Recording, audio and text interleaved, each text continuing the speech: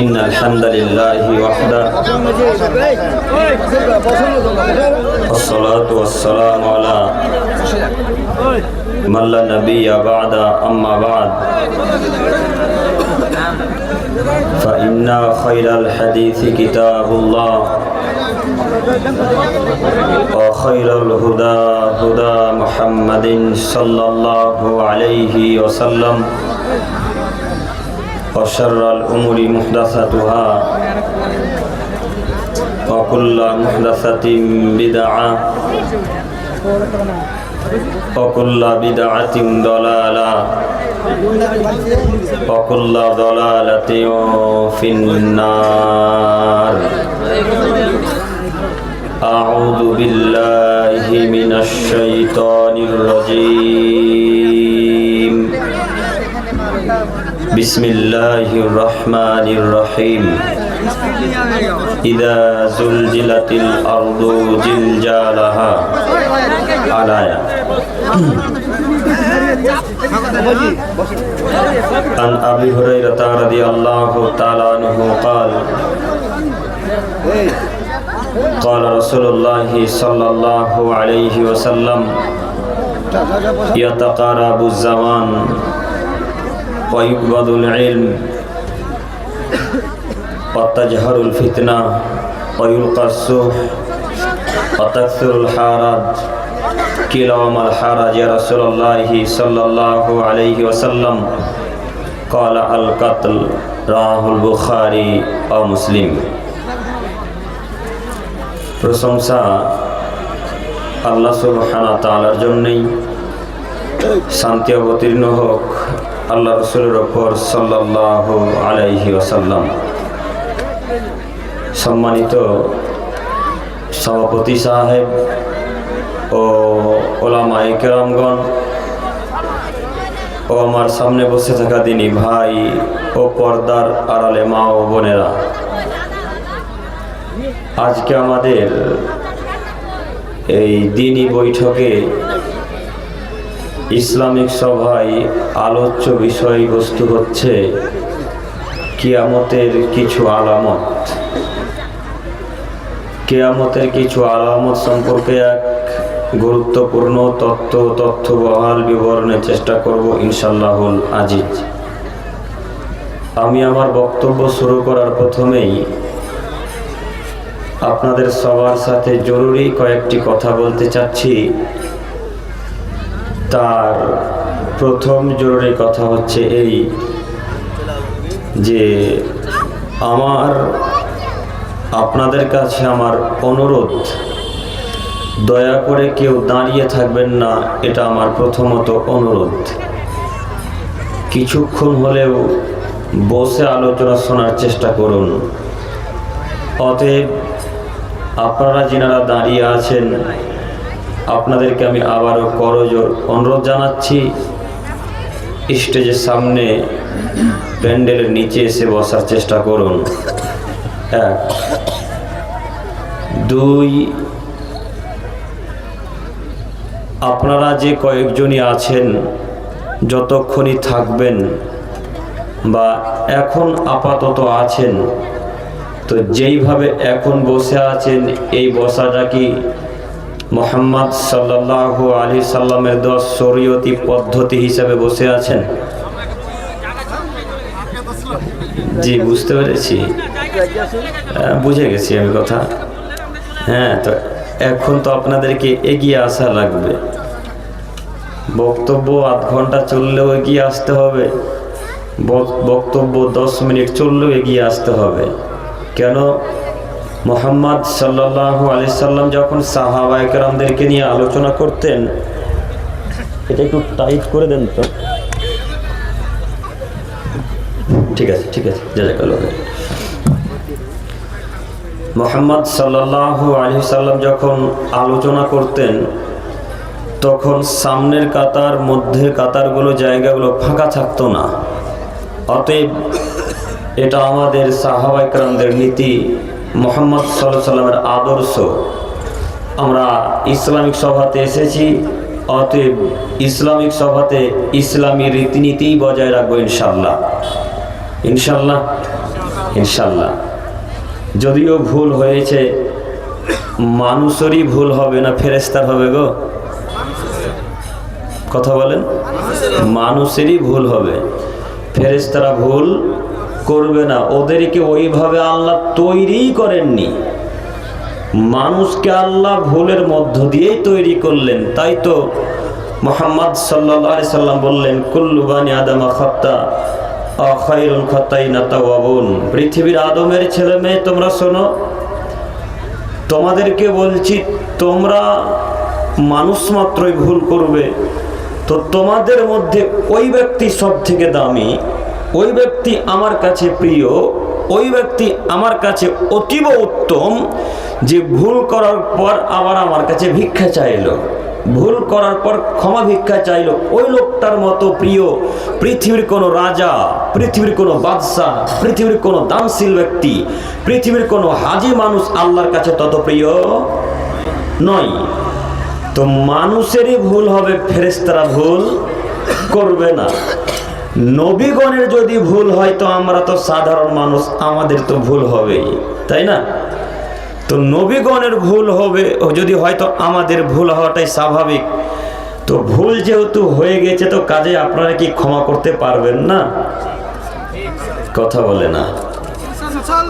আল্লাহ বলছেন, আদমের ছেলে মেয়েরা যদি পাপ করতে করতে করতে করতে করতে করতে করতে আসমান পরিপূর্ণ পাপ করে, পাপ করতে করতে করতে করতে করতে গোটা পৃথিবী জমিন সম পরিমাণ যদি পাপ করে, আর এই পাপ করার পর আমার কাছে যদি একবার ক্ষমা ভিক্ষা চাই, আমি আল্লাহ তার আসমান জমিন সম পরিমাণ পাপকে সঙ্গে সঙ্গে আমি আল্লাহ ক্ষমা করে দেব।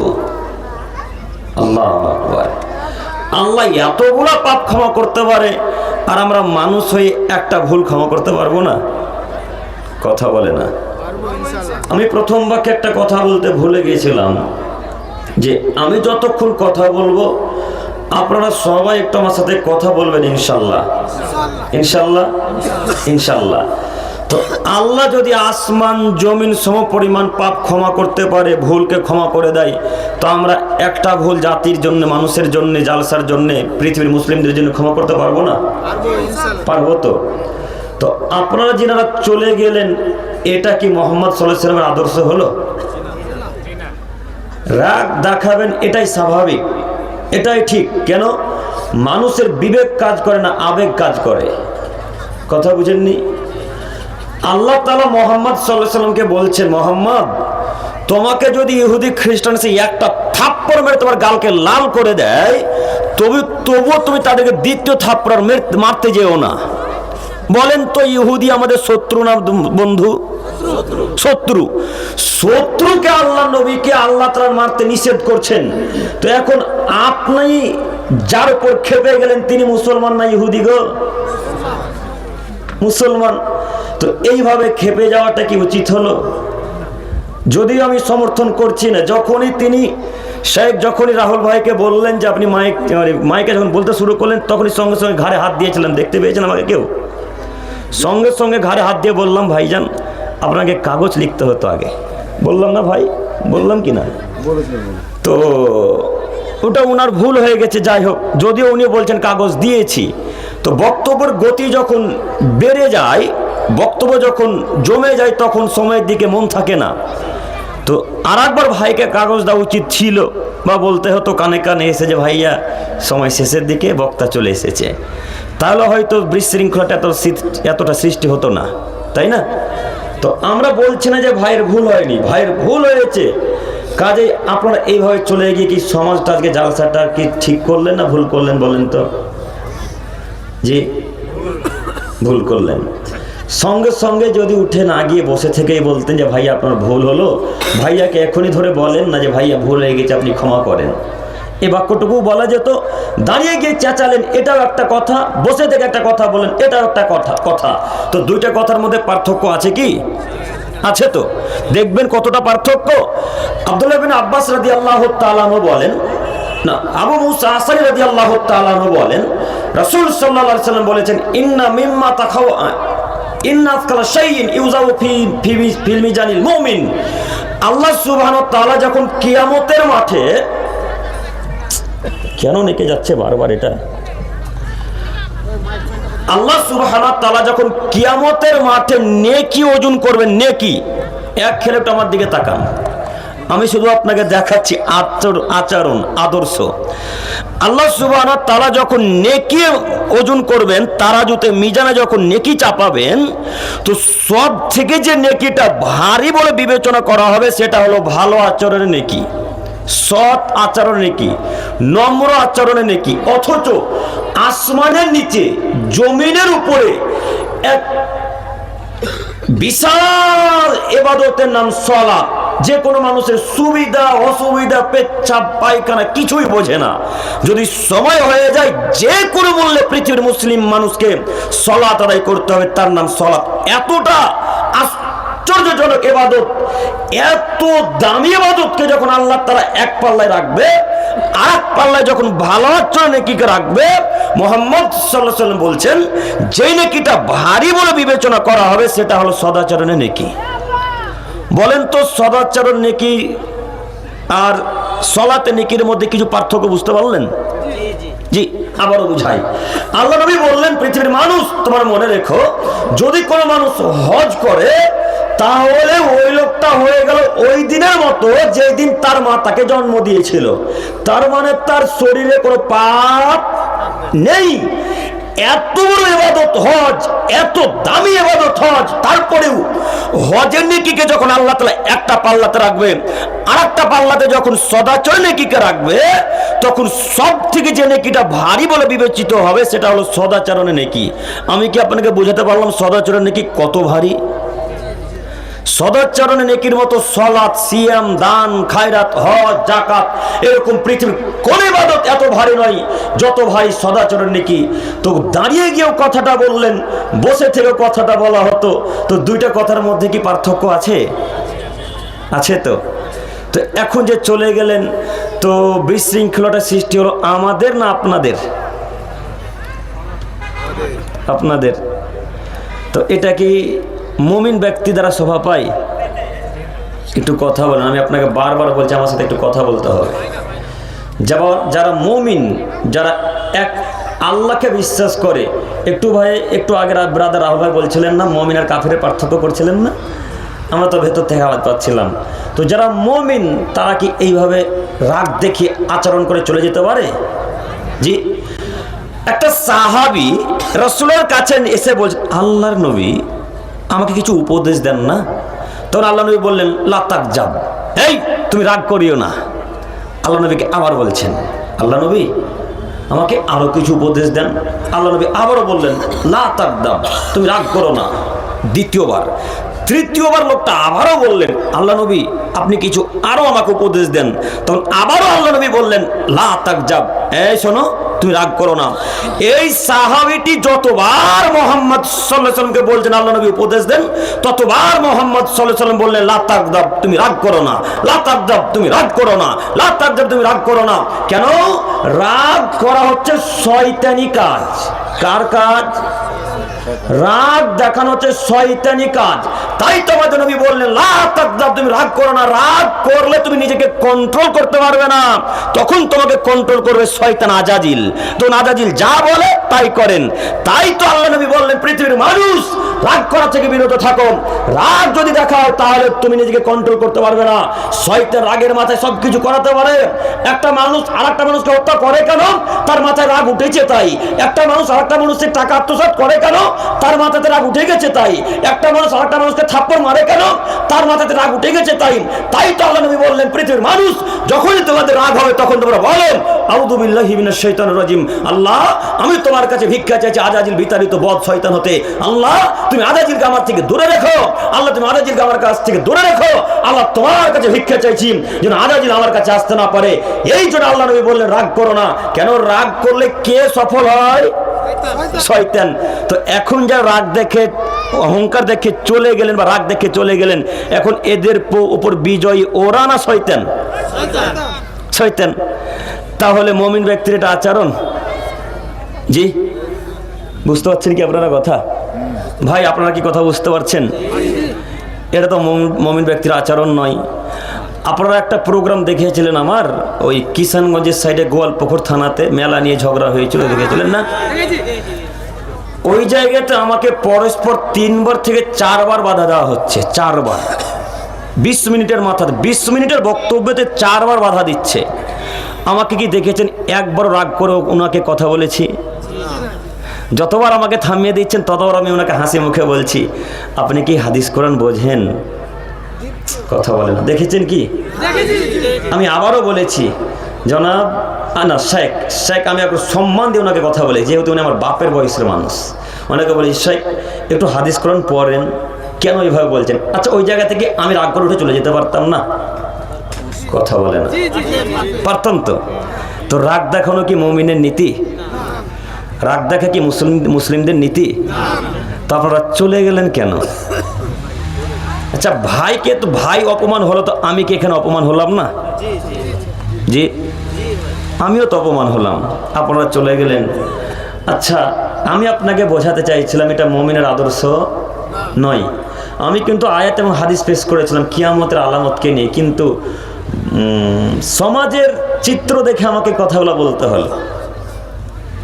যাই হোক, সম্মানিত যুবক ভাই, গরুর মাংস খেয়ে রক্ত বেড়ে গেছে, রক্ত গরম হয়ে আছে, কথাই স্বাভাবিক, তো রাগও বাড়বে, কথাও ঠিক।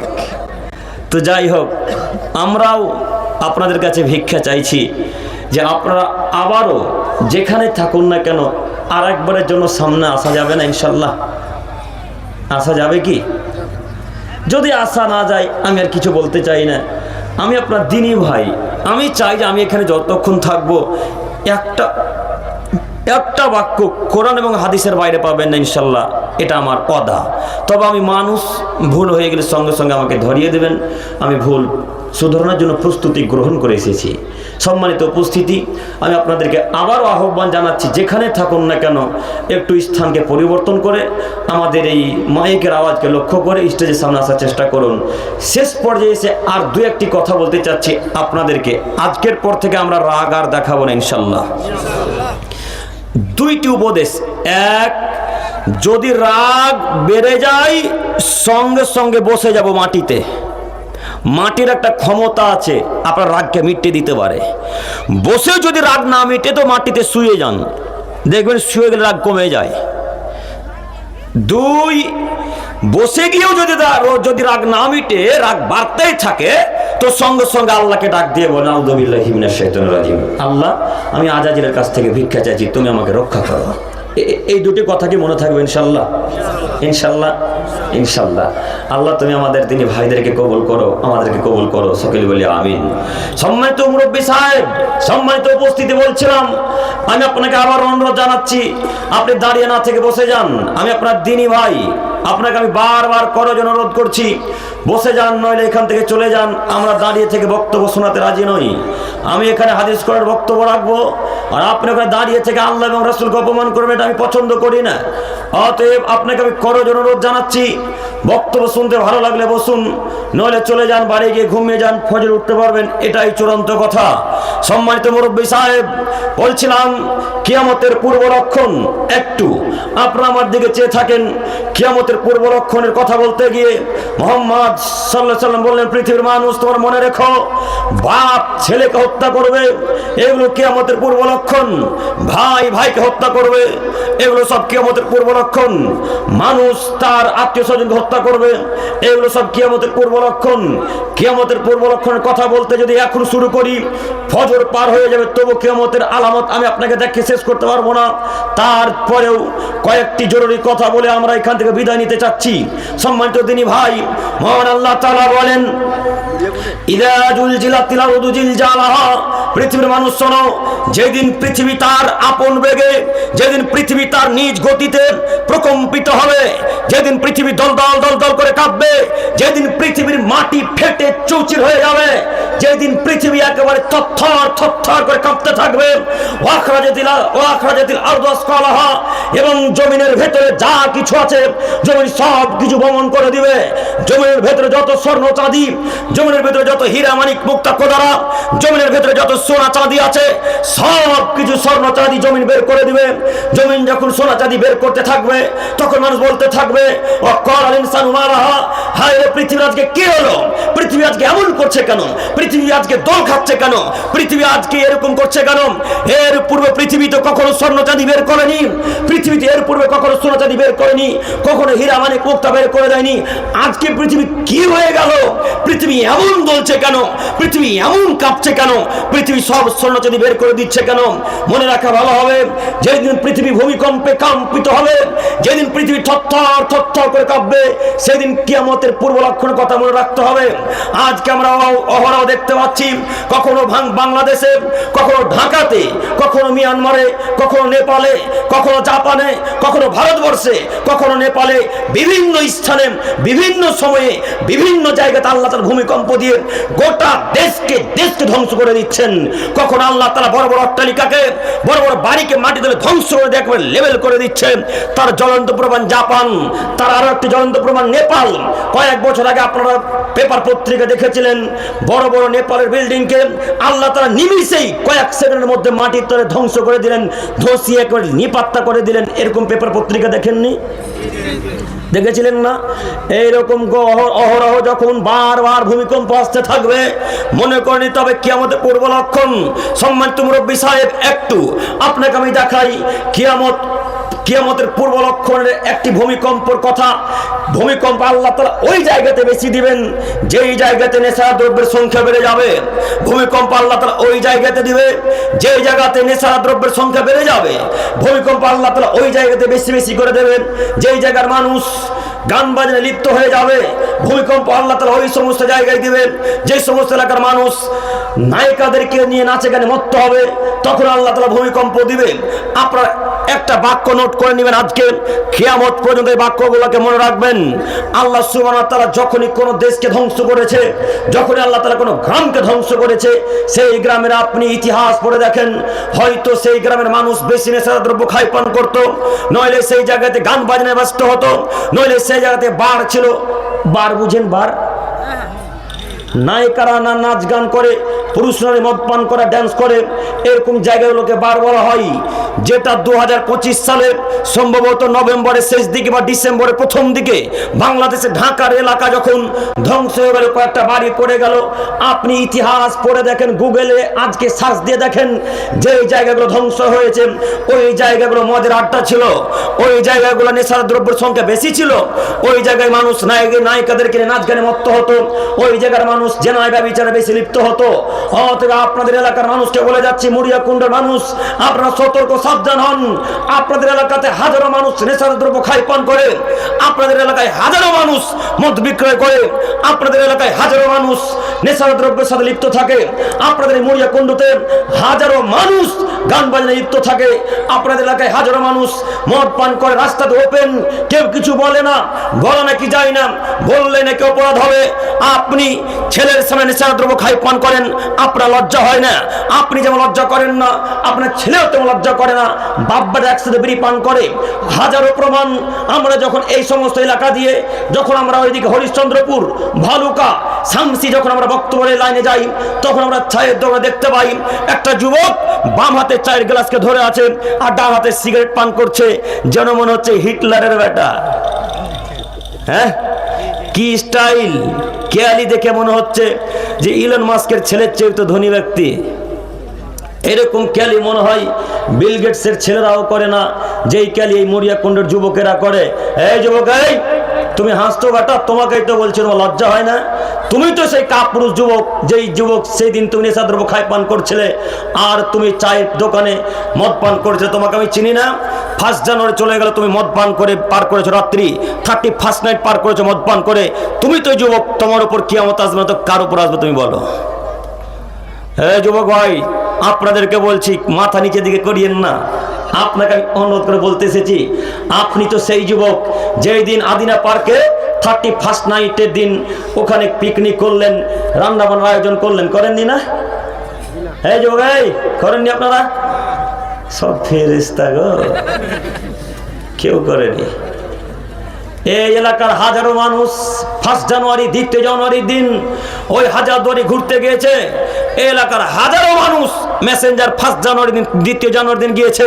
এরা নাকি সব ইহুদি, এরা নাকি সব খ্রিস্টান, এরা নাকি সব হিন্দু, এরা নাকি সব সাঁওতাল, এরা নাকি সব বৌদ্ধের বাচ্চা। আমি মুসলমানের বাচ্চা মুসলমান 31কে মূল্যায়ন করি কোন হিসাবে? আমি মুসলমানের বাচ্চা মুসলমান হিন্দুদের ধর্মকে মান্যতা দিই কি হিসাবে? আমি মুসলমানের বাচ্চা মুসলমান ইহুদিদেরকে সম্মান করি কি হিসাবে? আমি মুসলমানের বাচ্চা মুসলমান খ্রিস্টানদেরকে মূল্যতা দিই কি হিসাবে? আমি মুসলিম, আমার রক্ত ভাই মোহাম্মদের নীতি, আমার রক্ত ভাই সাহাবীদের নীতি, আমার রক্ত ভাই ইব্রাহিম আলাইহিস সালামের নীতি, আমার রক্ত ভাই ইউনুস, ইউসুফ, দাউদ, ইসহাক, ইউনুস, এই দামি দামি নবীর রক্ত আমার নীতি শরীরে ভাই। আমি মুসলমানের বাচ্চা, আমি খ্রিস্টানকে সম্মান করি না। আমি মুসলমানের বাচ্চা, আমি ইহুদিকে সম্মান করি না। আপনি কেন ইহুদিকে সম্মান করলেন? মনে রাখবেন 1 জানুয়ারি খ্রিস্টানদের প্রথম দিন আর 1 বৈশাখ হিন্দু ভাইদের প্রথম দিন। 2 দিনের মধ্যে একটাও আপনার দিন আছে? হ্যাঁ, এই 2টি দিনের মধ্যে একটাও আপনার দিন? এই 2 দিনের মধ্যে একটা যদি আপনার দিন না থাকে, তাহলে আপনার ছেলেরা আপনি সেই দিন আদিনা পার্কে রান্না বান্না আয়োজন করলেন কেন 1 জানুয়ারির দিন 2 জানুয়ারির দিন? আপনি কি ইহুদি? আপনি কি খ্রিস্টান? আপনি কি নাসারা? আপনি 31 মূল্যায়ন করবেন কেন? আপনাকে বলতে হবে আমি 31 মুখে লাথি মারি, আমি 31 মুখে লাথি মারি, আমি 31 মুখে লাথি মারি। আমি মুসলমানের বাচ্চা, আমি মুহাম্মাদের উম্মত, আমি আল্লাহ তাআলার বান্দা। আমি 31 মূল্যায়ন করতে পারি না। যারা মানবে তারা মানুক। আমি খ্রিস্টানের বাচ্চা নই। আপনার ছেলে কাপুরুষ, আপনার ছেলে কাপুরুষ, আপনার ছেলে কাপুরুষের বাচ্চা কাপুরুষ। আপনার ছেলে 31 মূল্যায়ন করবে কেন? আপনার ছেলে কি ইহুদি? আপনার ছেলে কি খ্রিস্টান? মুসলমানের বাচ্চা মুসলমান 31কে মূল্যায়ন করতে আসেনি। মুসলমান বাচ্চা মুসলমান 1 জানুয়ারিকে মূল্যায়ন করতে আসেনি। মুসলমান বাচ্চা মুসলমান 1 বৈশাখে মূল্যায়ন করতে আসেনি। মুসলমানের বাচ্চা 31 মুখে লাথি মারতে এসেছে। এটা মুহাম্মাদের নীতি। এই যুবক, তুমি MA পাস ছাত্র, তুমি শামসি কলেজের টপ স্টুডেন্ট, তোমার বিদ্যাকে আজকে মরিয়া কুণ্ডের গোরস্থানে পুঁতে দিতে এসে যদি মনে রেখো, কেন তুমি 31 মূল্যায়ন করলে? তুমি জানো না সেই দিন তারা গান বাজনা নিয়ে ব্যস্ত থাকে, সেদিন তারা তোমার নবীকে অপমান করে, সেদিন তারা তোমার আল্লাহকে অপমান করে। বলেন তো দেখি, যারা আল্লাহ এবং রাসূলকে অপমান করে তারা কি জান্নাতে যাবে? যাবে না। এই মরিয়া কুণ্ডর কোনো মানুষই কি 31কে মূল্যায়ন করেনি? করেছে। তাহলে রাসূল সাল্লাল্লাহু আলাইহি সাল্লাম 1450 বছর পূর্বে বললেন, পৃথিবীর মানুষ তোমরা মনে রেখো, মান তাসাব্বাহা বিকওমিন ফাহুয়া মিনহুম। আদমের ছেলে মেয়ে মনে রেখো, আমি মুহাম্মদ সাল্লাল্লাহু আলাইহি সাল্লামকে বাদ দিয়ে যদি তোমরা কোন ইহুদি, খ্রিস্টান, বৌদ্ধ, সাঁওতাল, ডোম, চামার, হিন্দুদের রীতিনীতিকে গ্রহণ করো, তাহলে তোমরা তাদের সাথে থাকবে। বলেন তো, আপনারা তো শিক্ষিত মানুষ, মরিয়া কুণ্ডর আমরা শুনেছি, তো ইহুদি খ্রিস্টানরা জান্নাত যাবে না জাহান্নামে যাবে? যে জাহান্নামে যাবে। তো এখন যারা মূল্যায়ন করলো তারা কোথায় যাবে? জাহান্নামে যাবে। তাহলে বলেন তো, আপনার MA পাস বিদ্যার কোনো মূল্য থাকলো? BA পাস বিদ্যার কোনো মূল্য আছে? ছি ছি ছি, তওবা করো, ভিক্ষা চাও আল্লাহর কাছে। তুমি মূল্যায়ন করেছো 31 নাইট। মনে রাখো যুবক, যে এলাকায় গান বাজনা বেড়ে যায়, যে এলাকায় নেশাদ্রব্যের সংখ্যা বেড়ে যায়, তখন আল্লাহ তাআলা সেই এলাকাতে ভূমিকম্প দেয়। প্রমাণ আবু মুসা আশআরী রাদিয়াল্লাহু তাআলা আনহু বলেন, রাসূল সাল্লাল্লাহু আলাইহি ওয়াসাল্লাম বলেছেন, লা ইয়াসরাবান্না নাসু মিন উম্মতিল খামরা ইউসাম্মুনা বিগাইরি ইসমিহা। পৃথিবীর মানুষ শোনো, আমার উম্মতের কিছু লোক মদ পান করবে, এ কথা চূড়ান্ত সত্য, কিন্তু মদের নাম রেখে দেবে অন্য। আমার উম্মতের কিছু লোক মদ পান করবে, কিন্তু তার নাম রাখবে ভিন্ন। তারা আসলে মদ পান করবে, কিন্তু নাম দিয়ে দেবে আলাদা। পরম আল্লাহ তাআলা বললেন, এই যারা মদ পান করবেন তাদেরকে আল্লাহ তাআলা মাটির তলে ধ্বংস করে দিবেন। পূর্বের অংশে আল্লাহ নবী বললেন, এক শ্রেণীর লোক পৃথিবীতে বসবাস করবে, যারা নায়িকাদেরকে নিয়ে নাচে গানে মত্ত হবে, দিন রাত গান বাজাবে, দিন রাত মহিলাদেরকে নিয়ে ডান্স করবে, দিন রাত গান বাজনায় ব্যস্ত থাকবে, দিন রাত তারা আল্লাহ এবং তার রাসূলকে অপমান করবে। এদেরকে আল্লাহ তাআলা ভূমিকম্পের মাধ্যমে মাটির তলে ধ্বংস করে দিবেন। এদেরকে আল্লাহ তাআলা মাটির তলে ধ্বংস শেষ করে দিবেন, এবং আল্লাহ তাআলা এদেরকে করে দিবেন বানর। এদেরকে আল্লাহ তাআলা করে দিবেন শূকর। আল্লাহ তাআলা এদেরকে করে দিবেন বানর, আল্লাহ তাআলা এদেরকে করে দিবেন শূকর। পৃথিবীর মানুষ, আপনাকে বলে যাচ্ছি শুনুন, পৃথিবীতে হাজার রকমের প্রাণী রয়েছে, এ কথা ভুল। পৃথিবীতে লক্ষ কোটি গুণ প্রাণী রয়েছে, যা মানুষের বিবেচনার বাইরে। পৃথিবীতে কত প্রকারের প্রাণী আছে আল্লাহ তাআলা ছাড়া কেউ জানে না। যদি আমরা আলেমগণ, আমাদের কিছু অশিক্ষিত আলেমরা বলে থাকে 1,24,000 পয়গম্বর এবং কিছু কিছু প্রাণীর নাম উল্লেখ করে থাকেন, এ কথা ভুল। পৃথিবীতে কত প্রাণী আছে কথা আল্লাহ ছাড়া কেউ জানে না। সমুদ্রের তলে লাখো কোটি প্রাণী আছে, তা মানুষের বিবেচনার বাইরে। পাহাড়ের জমির উপরে কত আছে তা আল্লাহ আলাম, আল্লাহ ভালো জানে।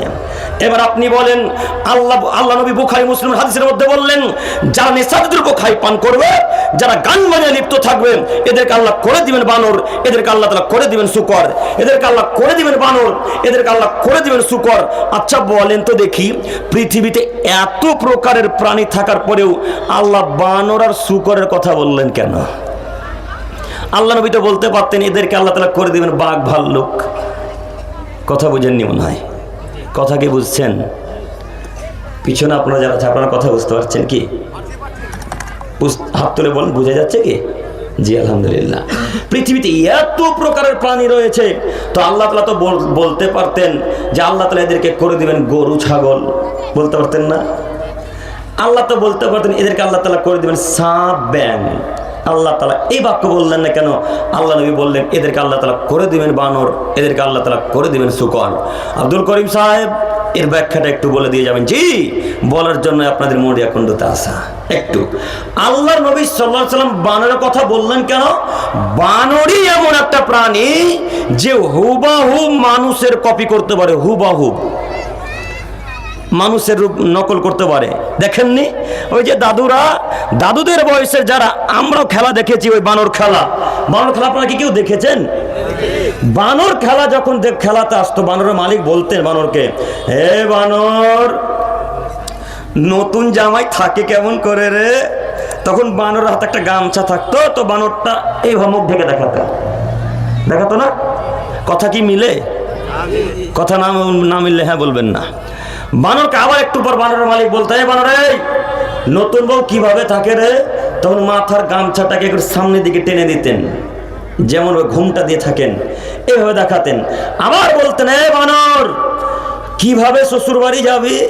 তো ওই লুঙ্গিটাকে এই দুই পায়ের মধ্য দিয়ে তুলে ঘাড়ের উপর তুলে নিতেন। দেখেছেন কি? এইরকম হুবহুব কপি গরু ছাগল কুকুর প্রাণী পারবে না। কে পারে? বানর। তো আল্লাহ নবী বানরের কথা এই জন্য বললেন যে বানর যেহেতু মানুষের হুবহুব কপি করতে পারে, নকল করতে পারে, ঠিক তেমনি আমার উম্মতের কিছু লোক যেদিন ইহুদি খ্রিস্টানকে মূল্যায়ন করবে, যেদিন ইহুদি খ্রিস্টানের অনুসরণ করবে, সেদিন আল্লাহ তাদেরকে করে দিবেন বানর। আজকে আপনি মিলিয়ে দেখেন তো, আপনার চলা ফেরা, খাওয়া দাওয়া, উঠা বসা সব ইহুদি খ্রিস্টানের নীতিতে, সব মিলিয়ে দেখেন, দেখবেন। আপনাকে দেখাবো, আপনি আজকে যে ব্লেজারটা পরেছেন, তো ব্লেজারটা পরার সময় আগে বাম হাত ধরেছেন, ধরেন নে? জ্যাকেটটা পরার সময় বাম হাত ধরেছেন না ডান হাত? আল্লাহর কসম করে বলেন তো দেখি। ডান হাত? আপনারাও ডান হাত? তাহলে আমার বক্তব্য ভুল হয়ে গেল। যদি ডান হাত ভরে থাকেন তো ভালো, আর যদি বাম হাত ভরে থাকেন তো এটা কার নীতি? ইহুদি খ্রিস্টানদের নীতি। আপনি যখন জুতাটা পরেন, পায়ের জুতাটা, তখন কোন পা আগে ভরেন?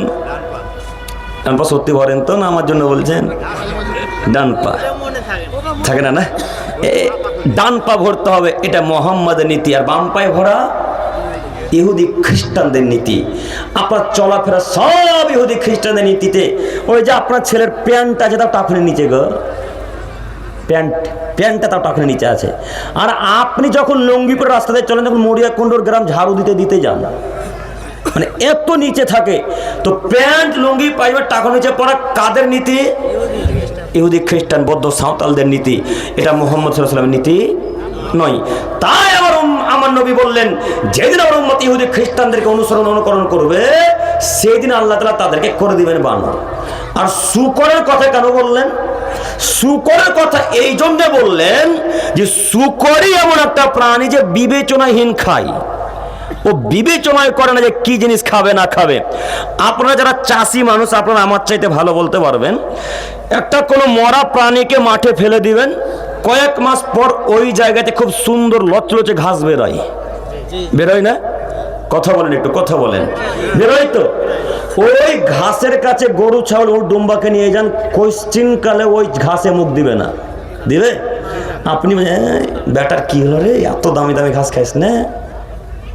এদিকে কিন্তু গন্ধ পেয়ে গেছে, পশু প্রাণীর সাহার দিয়ে তৈরি হয়েছে, তাইও খাবে না, ও বিবেচনা করে খায়।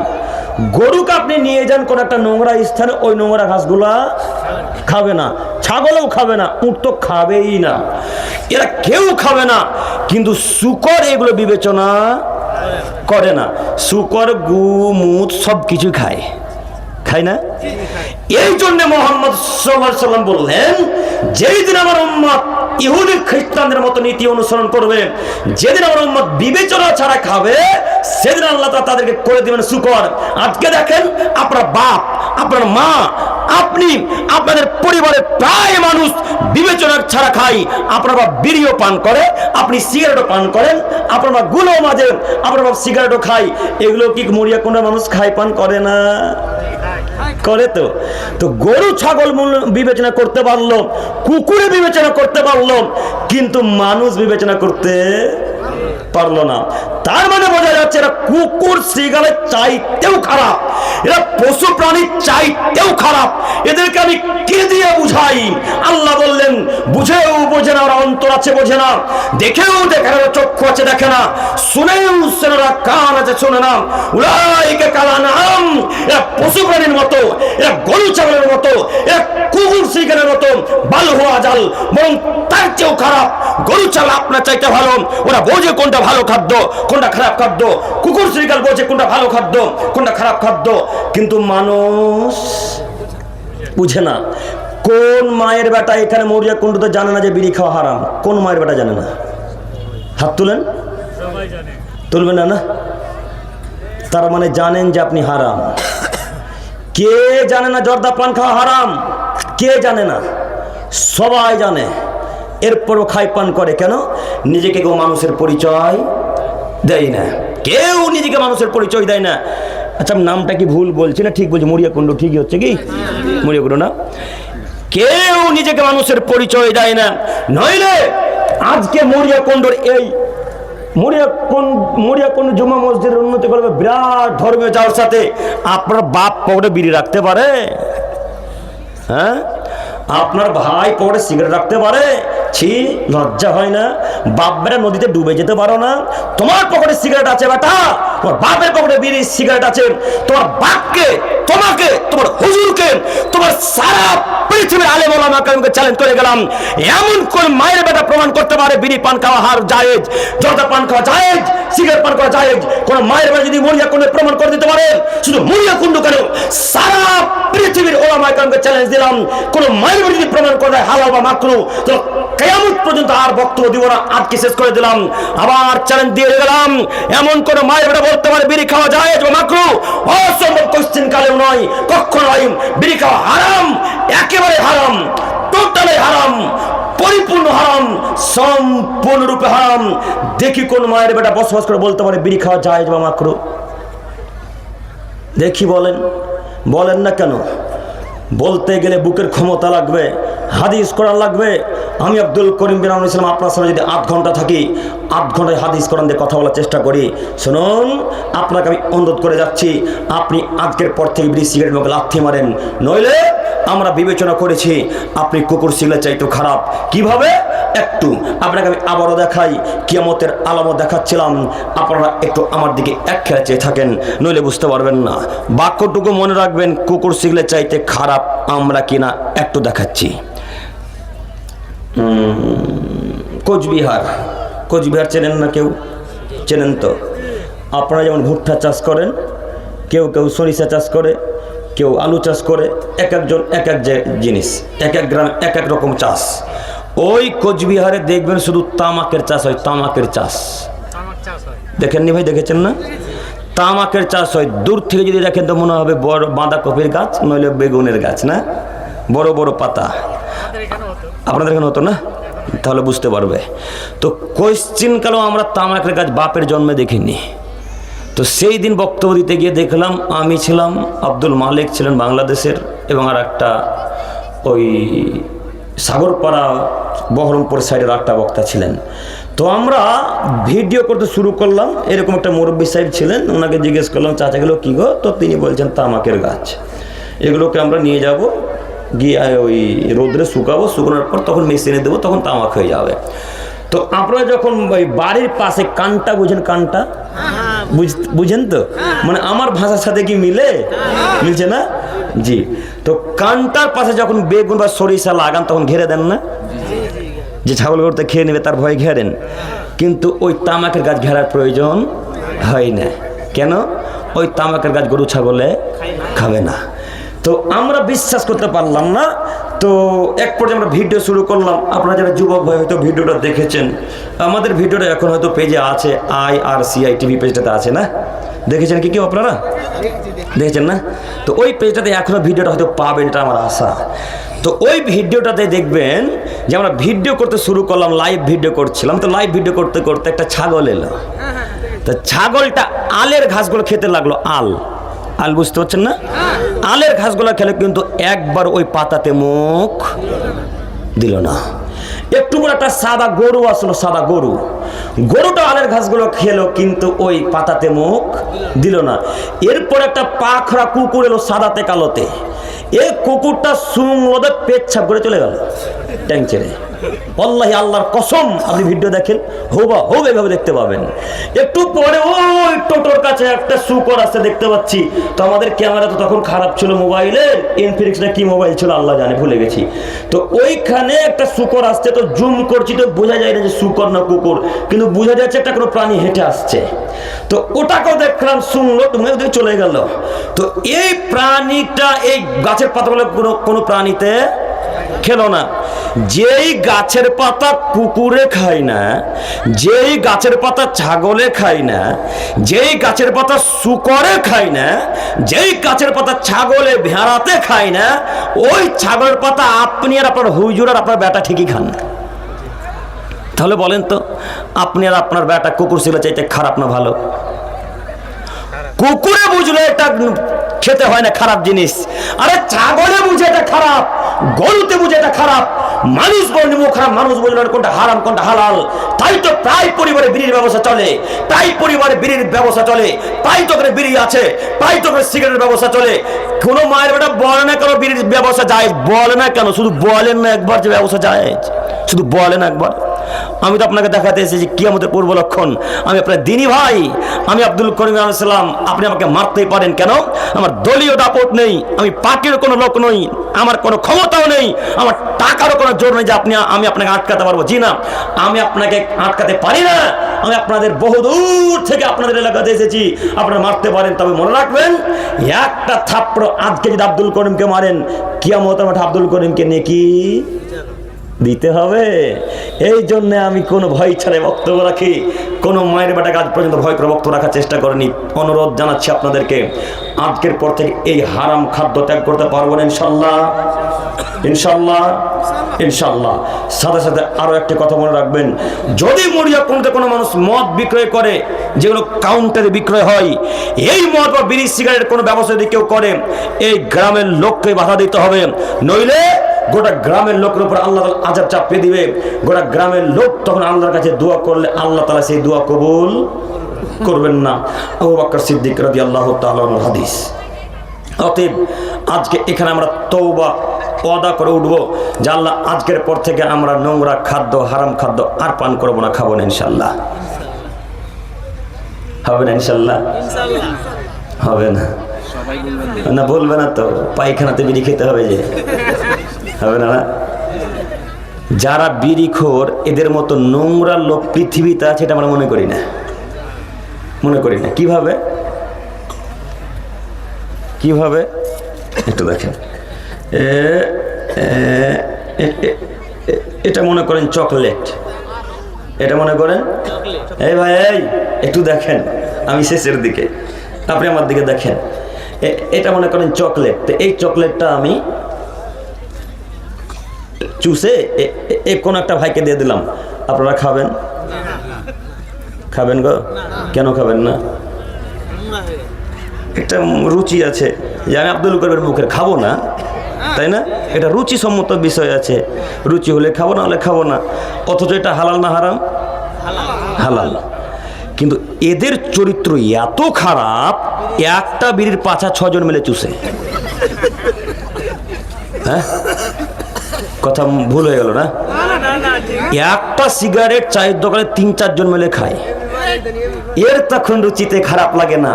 আর এই কাপুরুষ যুবকটা ওর স্ত্রী যদি রান্না করে আর ভাতে বা তরকারি যদি একটা চুল দেখতে পেতেন না, দাম ভেঙে দেবো একেবারে।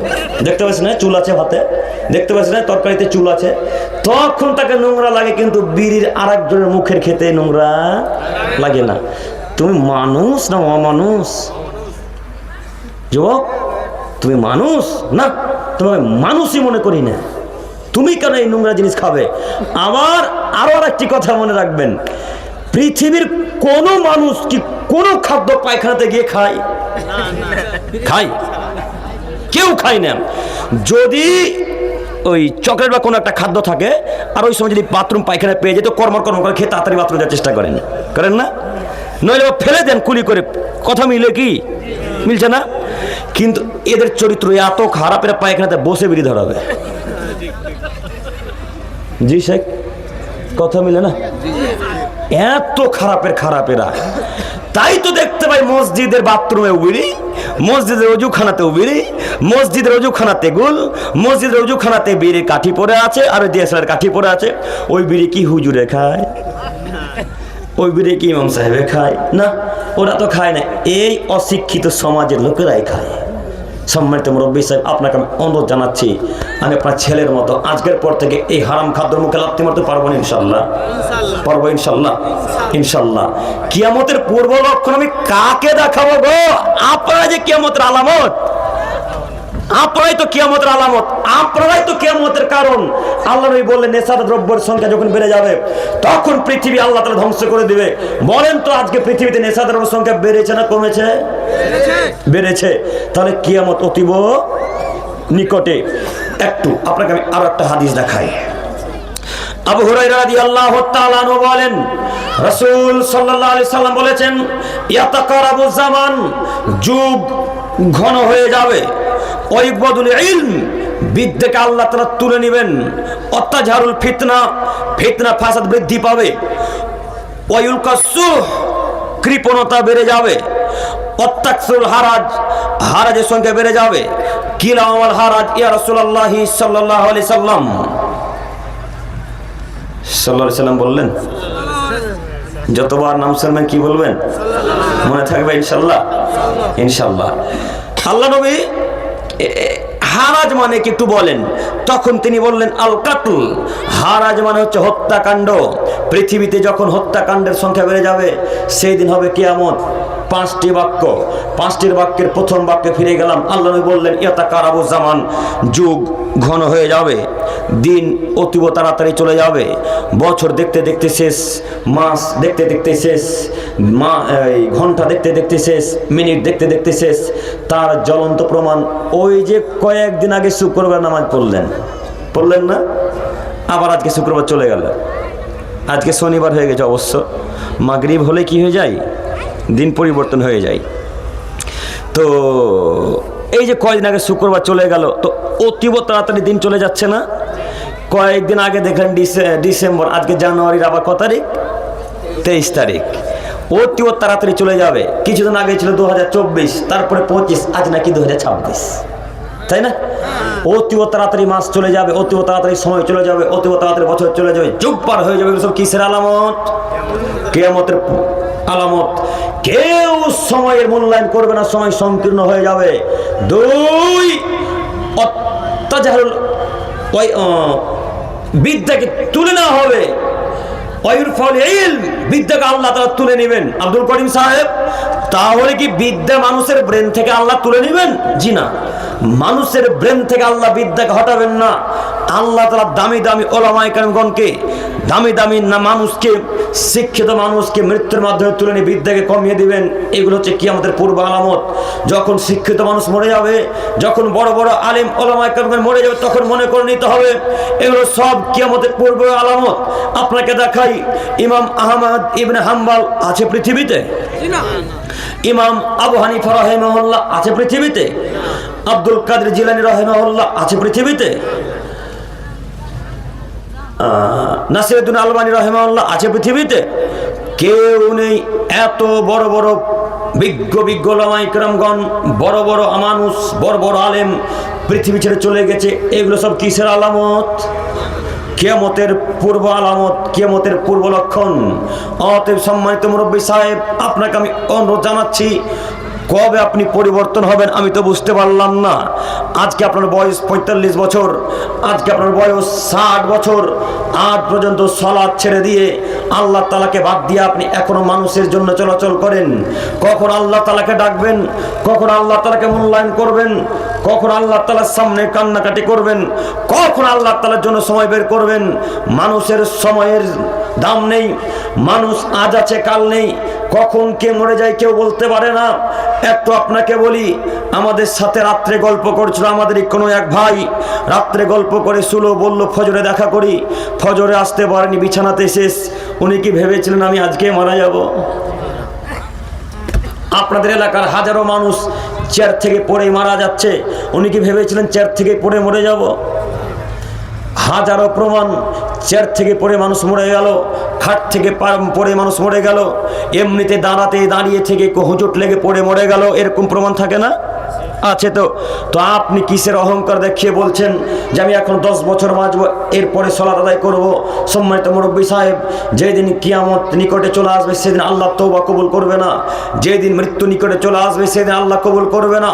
ফেরাউনের মতো যদি তওবা করেন আল্লাহ তওবা কবুল করবে না। অতএব পৃথিবীতে যতদিন বেঁচে আছেন, যতদিন পর্যন্ত এই সূর্য পশ্চিম দিকে না উঠেছে, যতদিন পর্যন্ত চন্দ্র খুলে খুলে না পড়েছে, যতদিন পর্যন্ত তারা খুলে খুলে না পড়েছে, ততদিন পর্যন্ত তওবা কবুল হবে।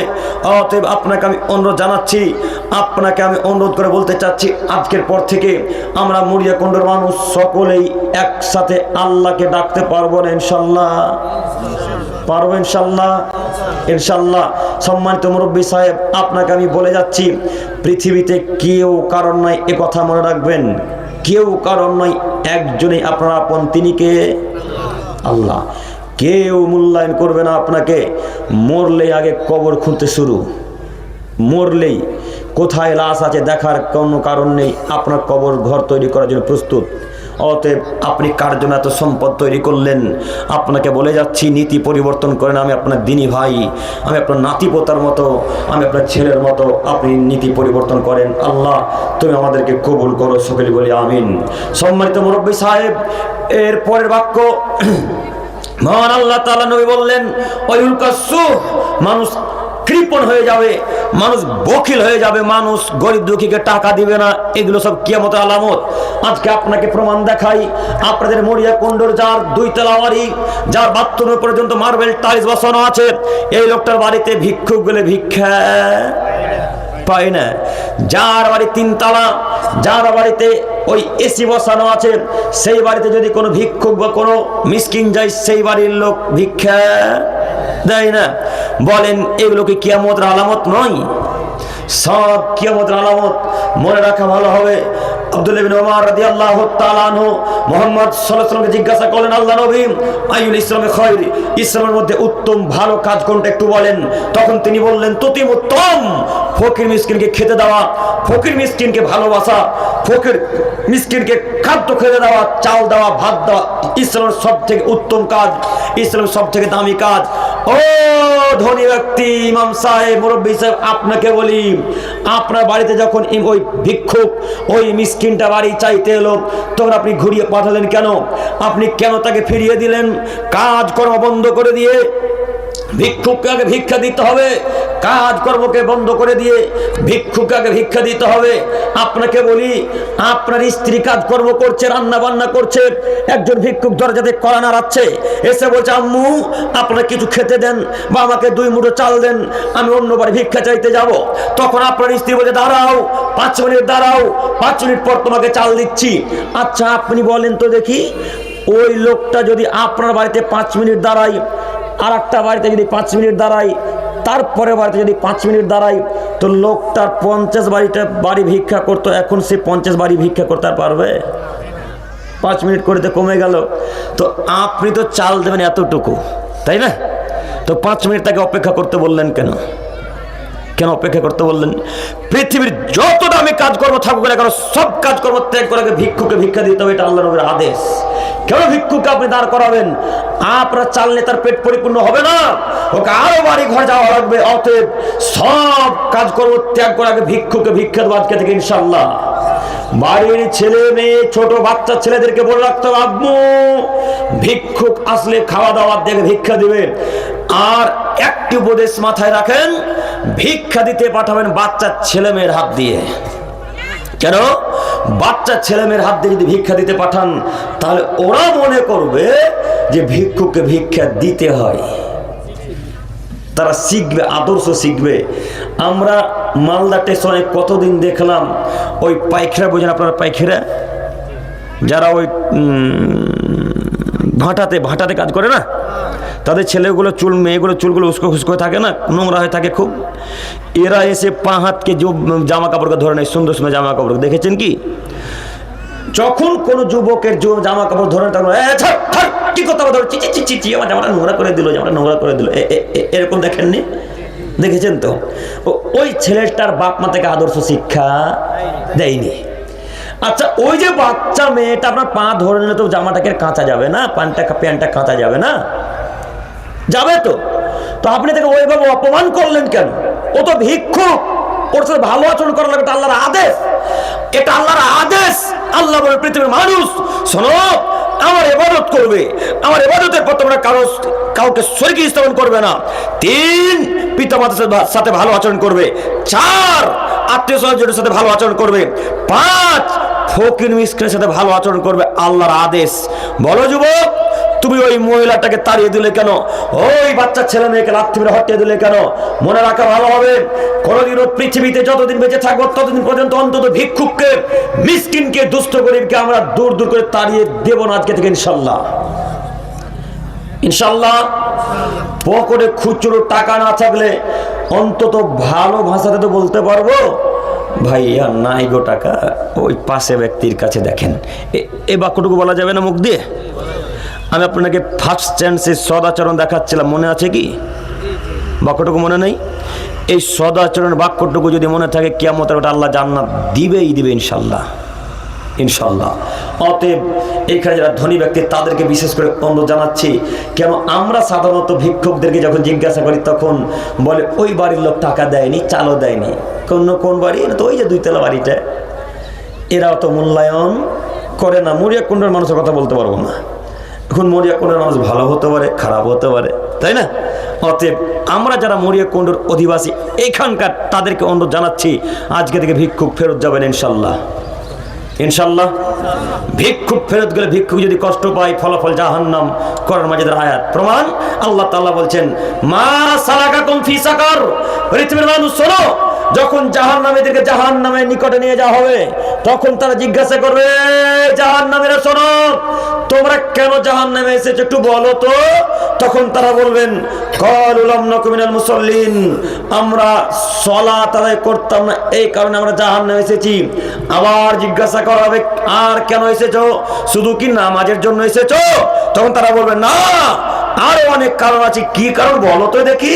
তখন তারা সকলে বলতে থাকবে, অলাম না কোনো তিমুল মিসকিন, ফকির মিসকিনকে খাদ্য খেতে দিতাম না, ফকির মিসকিনের সাথে ভালো আচরণ করতাম না, ফকির মিসকিনকে ভালোবাসতাম না, এই কারণে আমরা জাহান্নামে এসেছি। কি কারণে জাহান্নামে গেছে? ফকির মিসকিনকে খেতে দেয়নি, ভালোবাসেনি, তার কারণে। মুরব্বী সাহেব, আজকে থেকে ফকির মিসকিনের সাথে ভালো আচরণ করবো ইনশাল্লাহ, ইনশাল্লাহ, ইনশাআল্লাহ। আল্লাহ তুমি কবুল করো, সকলে বলে আমিন। এরপর হাদিস, আবু হুরায়রা রাদিয়াল্লাহু তাআলা আনহু বলেন, আমি কত শেষ করি? না 12টা 20 বেজে গেল। কটা বাজে দেখেন তো, আমার ঘড়ি চলে না মনে হচ্ছে। 19 না? তাহলে ঠিকই আছে আমার ঘড়ি। আচ্ছা আচ্ছা, আমার ঘড়ি ঠিক আছে। আচ্ছা একটু হ্যাঁ ঠিক, খুব দামি কথা বলেছেন।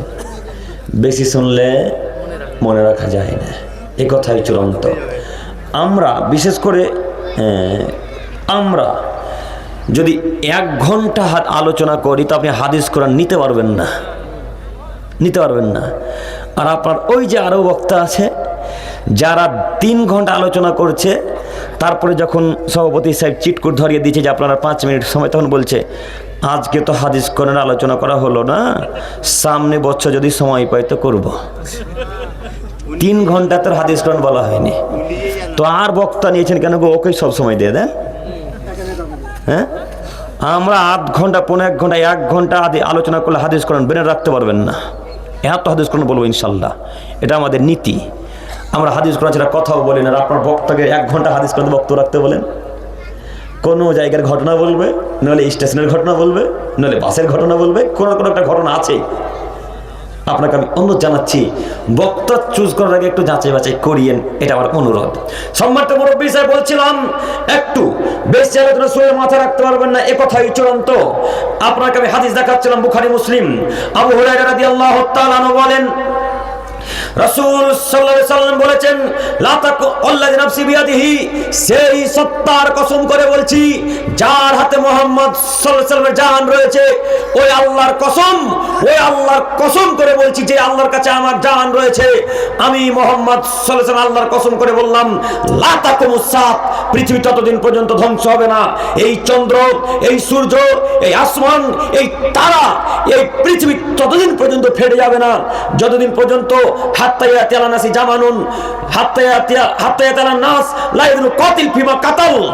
যতদিন পর্যন্ত হত্যাকারী বুঝবে না আমি ওই লোকটাকে কেন হত্যা করলাম, নিহত ব্যক্তি বুঝবে না কেন আমাকে নিহত করা হলো।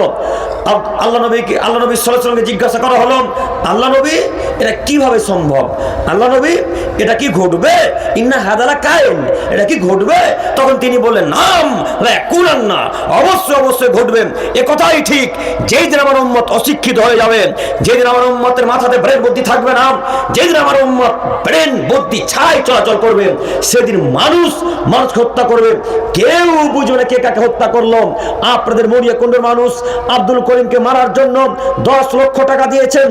আপনাদের এলাকার যারা গুন্ডা মানুষ তাদেরকে 10 লক্ষ টাকা দিয়ে বলেছেন, একটা ফটো দেখিয়ে বলেছেন এই ফটোওয়ালা ব্যক্তিকে হত্যা করতে হবে। ওই লোকটা যাচাই বাছাই করলো না যে কেউ তাকে হত্যা করব, টাকা পেয়েছে হত্যা করে দেবে। আমি আছি মালদাতে কোনো এক জায়গায়, আপনি আমাকে হত্যা করে চলে এলেন, আপনি আমাকে মারতে এসেছেন, তো আমি আপনাকে চিনি না, আপনি আমাকে চিনেন না। এর পূর্বে কোনোদিন আপনার সাথে আমার দেখাও নেই, সাক্ষাৎও নেই, কিন্তু তারপরে লোকটা আমাকে হত্যা করে চলে যাবে কেন? কেউ না কেউ তাকে টাকা দিয়েছে। এগুলো সব কিয়ামতের আলামত। আমি তাকে চিনবো না, উনি আমাকে চিনবে না, এটাই হচ্ছে কিয়ামতের আলামত। একটু আপনাকে আরো দেখাই, বাস ঘাটে যখন চলবেন, রাস্তায় চলতে চলতে দেখতে পাবেন যখন বাসওয়ালা কোন রং সাইডে গাড়িটাকে ভুল করে ঢুকিয়ে দেয়, তখন কোন একটা মানুষ খেপে গিয়ে বলে, বেটা দেখবি তো কাঁচ ভেঙে দেবো, দেখবি তো দাঁত খুলে দেবো। এগুলো দেখেননি? দেখেছেন তো কত আরো ভাষা খারাপ থাকে। এটা তো আমরা ভালো ভাষা ব্যবহার করলাম, আরো নোংরা নোংরা ভাষা ব্যবহার করে এ কথা বলতে বলতে মারপিট শুরু হয়ে গেল। অথচ ওই লোকটা ওকে চিনে না, এই নিয়েও চিনেন না। চেনে কি? কেউ কাউকে চেনে না, তারপর মারপিট হত্যা হয়ে গেল। এগুলো সব কিয়ামতের আলামত। আল্লাহ নবী বললেন, আল কাতিল মাকতুল ফিন্নার, এই অবস্থায় দুজনেই জাহান্নামে যাবে। আব্দুল করিম সাহেব, আমি মরলাম, আমি কেন জাহান্নামে যাবে আমি তো বুঝতে পারলাম না। এ কথা আপনাকে আমি কি দিয়ে বুঝাই? বুখারী মুসলিম। আল্লাহর নবী বললেন দুজনেই জাহান্নামে যাবে। এটার ব্যাখ্যা এরূপ হতে পারে যে আপনি যদি সুযোগ পেতেন তো আপনি লোকটাকে মারার চেষ্টা করতেন, তাই দুজনেই জাহান্নামী। আপনাকে তো তিনি সুযোগই দেয়নি, রাইফেল নিয়ে মাথাতে ফায়ার করে দিয়েছে। এখন কিভাবে মারবেন? যদি সুযোগ পেতেন তো মারার চেষ্টা করতেন না? দেখবেন করতেন কিনা, দেখাচ্ছি। দেখেন, আপনার বাপের 3টে ছেলে, আপনারা যুবক ভাই একটা দিকে দেখেন, আপনার বাপের 3টে ছেলে, তো আপনার বাপ আপনার ছোট ভাইকে আর মেজো ভাইকে এই রাস্তার ধারের শামসি চাঁচলের রাস্তার ধারে জায়গাগুলো সব লিখে দিয়েছে। তো আপনি তখন দেখেন আমার বাপ আমার ভাইদেরকে রাস্তার ধারে জমি রেখে দিয়ে দিল, তখন লাঠি নিয়ে বাপকে মারতে চলে গেলেন। কথা মিলল না? মিলে ভাইকে মারতে চলে গেলেন। তো এই যে বাপকে মারতে গেলেন, তো বাপও তো তখন বাঁচার চেষ্টা করে, আপনাকে 2-3 ধাপ মারার চেষ্টা করে না? ভাইয়ে ভাইয়ে ঝামেলা হয়, তখন কলার ধরে ছেঁড়াছিড়ি হয় না? ও আর গাল আঁচড়ায়, ই ওর গাল আঁচড়ায়, তার মানে দুজনেই মারার চেষ্টা করে। এরা যদি দুজন মারপিট করতে করতে মরে যায়, দুজনই কোথায় যাবে? জাহান্নামে যাবে। আমি কি বুঝাতে পারলাম কথা? বুঝতে পেরেছেন ভাই? হাদিস সহিহ মুসলিম ও মিসকাত। অতএব এই জন্য আমি আপনাকে কোনো একদিন আলোচনাতে সদাচরণের বক্তব্য রাখতে গিয়ে বলেছিলাম, কেউ যদি আপনাকে সালা বলে মরিয়া কুণ্ডুতে গালিয়ে দেয় তো বহুনু বলে বাড়ি চলে আসেন, বাঁচার পথ আছে।